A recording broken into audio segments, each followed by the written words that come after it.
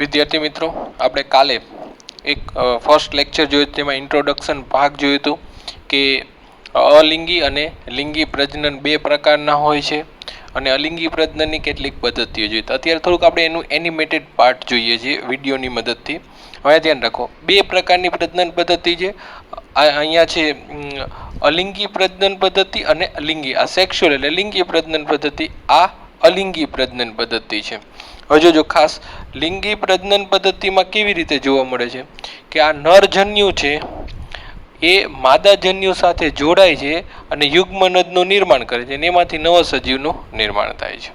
જ્યારે અલિંગી પ્રજનનમાં એક જ કોષ હશે, બરોબર, એ વિભાજન પામે છે, કોઈ પણ રીતે એકમાંથી બે બને છે, એમાં બે અલગ અલગની જરૂર પડશે નહીં. ક્લિયર?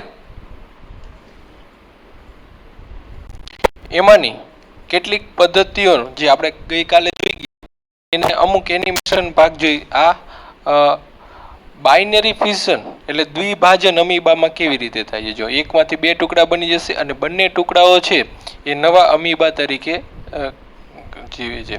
એ જ રીતે આ બેક્ટેરિયામાં બાઇનરી ફિશન છે એટલે દ્વિભાજનની પ્રક્રિયા કહી શકાય.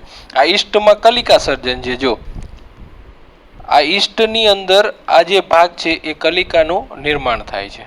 ક્લિયર? બરાબર. અને એ છૂટી પડી અને નવી ઈસ્ટ તરીકે કામ કરે છે. થઈ ગયું? તો આ પ્રક્રિયાને કહેશું આપણે કલિકા સર્જન. ક્લિયર? હવે આગળ અભ્યાસ કરીએ આપણે.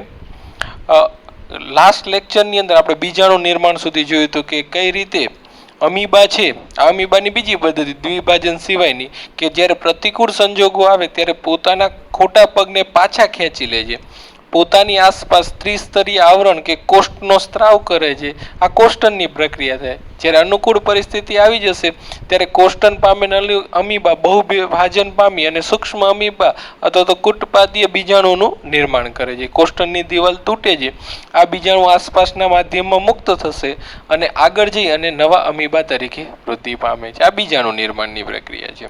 આ કાલે આપણે જોયું હતું. હવે ત્યાંથી આગળ વધીએ. ફૂગ સૃષ્ટિના અને લીલ જેવી સરળ વનસ્પતિઓ વિશિષ્ટ લિંગી પ્રજનન પ્રેરતી રચનાઓ ધરાવે છે અથવા તો એના દ્વારા પ્રજનન કરે છે. અહીંયા અમુક રચનાના ઉદાહરણ આપેલા છે. ચલ બીજાણુ અને કણી બીજાણુ. ચલ બીજાણુ એટલે ઝૂસ્પોર્સ, એ સૂક્ષ્મદર્શી રચના છે, ચલિત રચના છે, કારણ કે કશાક ધરાવે છે. ક્લેમિડોમોનાસ ઉદાહરણ તરીકે ક્લેમિડોમોનાસના ચલ બીજાણુ. જો આ દેખાય છે, આ ચલ. બીજું કણી બીજાણુ પેનિસિલિયમ ફૂગમાં જોવા મળે છે અને આ કણી બીજાણુઓ છે આ બહારની બાજુ જોવા મળે. જો આ રીતે. ક્લિયર? તો આના વિશે આપણે 11મા ધોરણના બીજા ચેપ્ટરમાં અભ્યાસ કર્યો, છતાં આપણે વધારે ડિટેલમાં જોઈએ કે જે આપણે ચલ બીજાણુની વાત કરી, આ ચલ બીજાણુ બીજાણુ ધાનીમાં નિર્માણ પામે છે અને ઇંગ્લિશમાં સ્પોરેન્જિયોસ્પોર્સ કહી શકાય અને બીજાણુ ધાનીને ઇંગ્લિશમાં કહેવામાં આવે સ્પોરેન્જિયમ. આ સ્પોર્સ બે પ્રકારના છે. જો આવી કસા ધરાવતા હોય, આ જે ભાગ છે, બરોબર, આ જે બહારનો ભાગ છે આવી કસા ધરાવે તો એને ચલ બીજાણુ કહેવાય અને કસા વગરના હોય તો આપણે એને કહીશું અચલ બીજાણુ. અને ઘણી વખત આ સ્પોરેન્જિયમમાં ન નિર્માણ પામતા બહારની તરફ નિર્માણ પામે છે આવા બીજાણુને કોનિડિયા ઇંગ્લિશમાં ને ગુજરાતીમાં કહેવાય કણી બીજાણુ. આ કણી બીજાણુ દાનીદાર જે છે એની ઉપરની બાજુએ નિર્માણ પામે છે. ક્લિયર? તો આ બે એક્ઝામ્પલ આપણે જોયા હતા. હવે આગળ જોઈએ વાનસ્પતિક પ્રજનન. ક્લિયર?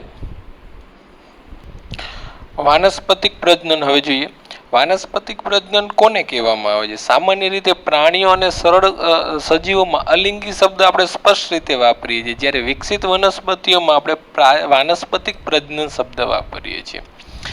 માતૃ વનસ્પતિના વાનસ્પતિક અંગો, વાનસ્પતિક અંગો એટલે લિંગી અંગો સિવાયના અંગોને આપણે વાનસ્પતિક અંગો કહીશું. લિંગી અંગો એટલે માત્ર પુષ્પ, પુષ્પ સિવાયના બીજા અંગો જે પ્રજનનની ક્રિયામાં ભાગ લે છે એને આપણે વાનસ્પતિક અંગો કહી શકાય.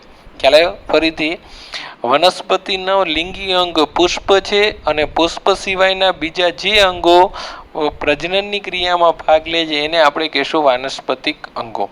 તો આ વાનસ્પતિક અંગો દ્વારા અથવા તો એના દ્વારા નવી રચનાનું નિર્માણ થવાથી નવી વનસ્પતિની નિર્માણની પદ્ધતિને આપણે વાનસ્પતિક પ્રજનન કહીએ છીએ.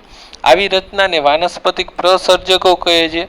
આવી પદ્ધતિથી નવી વનસ્પતિના નિર્માણમાં એક જ પિતૃ ભાગ લે છે. નર અને માદાની જરૂર પડશે નહીં. તેથી તે અલિંગી પ્રકારનું પ્રજનન છે. ખ્યાલ વાનસ્પતિક અંગો હોય કે તેની રચના હોય, બરોબર, એના દ્વારા નવી વનસ્પતિનું નિર્માણ થવાની પ્રક્રિયાને આપણે વાનસ્પતિક પ્રજનન કહી શકાય છે.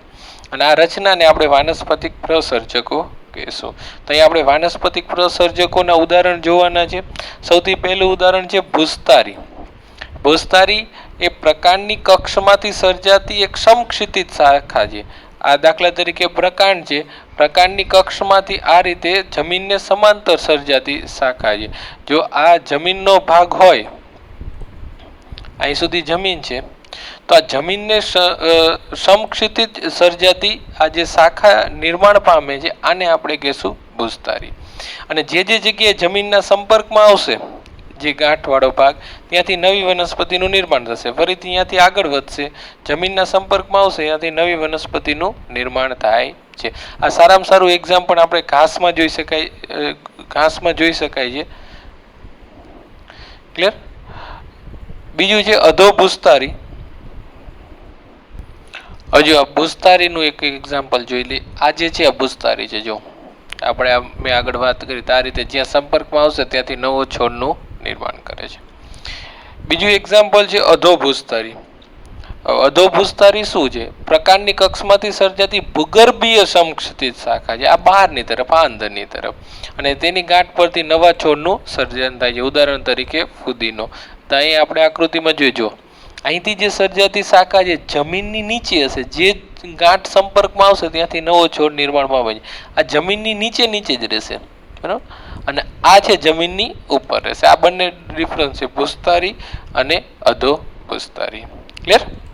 હવે ભૂસ્તારિકા કોને કહેવાય? એ જ વસ્તુ છે, પરંતુ આ જલીય હશે. જળકુંભીના કક્ષમાંથી સર્જાતી જાડી ટૂંકી નવી શાખા જે નવા છોડનું સર્જન કરે છે, પરંતુ ક્યાં? પાણીની અંદર. એને આપણે કહીશું ભૂસ્તારિકા. ત્યારબાદ ગ્રંથિલ. ગ્રંથિલ એટલે બટાટાની ખોરાક સંગ્રહી રચના પરની કલિકા દ્વારા આ નવા છોડનું નિર્માણ થશે. એ પણ એક આપણે કહી શકાય વાનસ્પતિક પ્રસર્જક છે. આ જે ભાગ છે જમીનની નીચે પડશે, ત્યાંથી નવા છોડનું નિર્માણ થાય છે. ગાંઠામૂળી.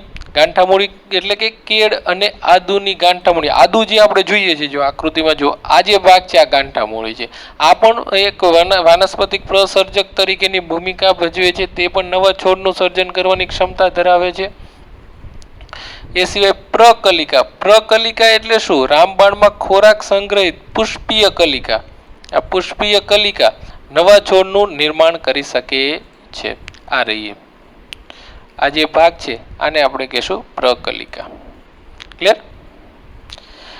અસ્થાનિક કલિકા. અસ્થાનિક કલિકા એટલે કે જે જગ્યાએ ઉત્પન્ન થવાની હોય એ સિવાયના ભાગોમાંથી, અગ્ર કે કક્ષ ભાગ જે છે એ જગ્યા સિવાયથી ઉત્પન્ન થાય એને શું કહેવામાં આવે? અસ્થાનિક કલિકા. તે પાનપુટીના પર્ણની કિનારીએ ખાંચમાંથી ઉદ્ભવતી અસ્થાનિક કલિકા નવા છોડનું સર્જન કરી શકે છે. જ્વારી. આગંતુક એટલે અસ્થાનિક. અહીંયા જે લખેલું છે ને આગંતુકનો મતલબ થશે અસ્થાનિક કલિકાઓ. તો આ પણ નવા છોડનું નિર્માણ કરવાની ક્ષમતા ધરાવે. તો આ પણ કઈ રચના? વાનસ્પતિક પ્રસર્જક રચના થઈ ગઈ. એ સિવાય કંદ એટલે કે ડુંગળીના ભૂગર્ભીય કંદ પણ નવા છોડનું સર્જન કરી શકે છે. તો આપણે અત્યાર સુધી જે આ જોઈ, બરોબર, કે ભૂસ્તારી, અધોભૂસ્તારી, ભૂસ્તારિકા, ગ્રંથિલ, ગાંઠામૂળી, પ્રકલિકા, અસ્થાનિક કલિકા અને કંદ આ બધી વાનસ્પતિક પ્રસર્જકો હતા. થોડુંક આગળ જોઈએ. અવખંડન. અવખંડન કોને કહેવામાં આવે? તો કેટલાક સજીવમાં સજીવ દેહ સંપૂર્ણપણે તૂટી જાય છે અને નાના ટુકડામાં વિભાજિત થઈ જાય છે, અને દરેક ટુકડો પુખ્ત પ્રાણીમાં ફેરવાય છે અને સંતતિ સર્જન કરવાની ક્ષમતા ધરાવે છે. આ પણ એક અલિંગી પ્રજનનનો પ્રકાર છે જેને આપણે અવખંડન કહી શકાય. દાખલા તરીકે હાઇડ્રામાં આવું જોવા મળે છે. અને ઘણી વખત આ ભાગ જુદો કેવી રીતે પડે છે અવખંડનથી? આ જે ભાગ છે પુનઃસર્જન અને અવખંડનમાં સહેજ એવો ડિફરન્સ છે. અહીંયા પ્રાણી નાના ટુકડામાં વિભાજિત થઈ જશે અને જે ખૂટતો ભાગ હશે ને એ ખૂટતો ભાગ ફરીથી મેળવી લે છે. તો આ પદ્ધતિને આપણે શું કહી શકાય? પુનઃસર્જન જે પ્લેનેરિયા અને તારા માછલીમાં જોવા મળે છે. ક્લિયર?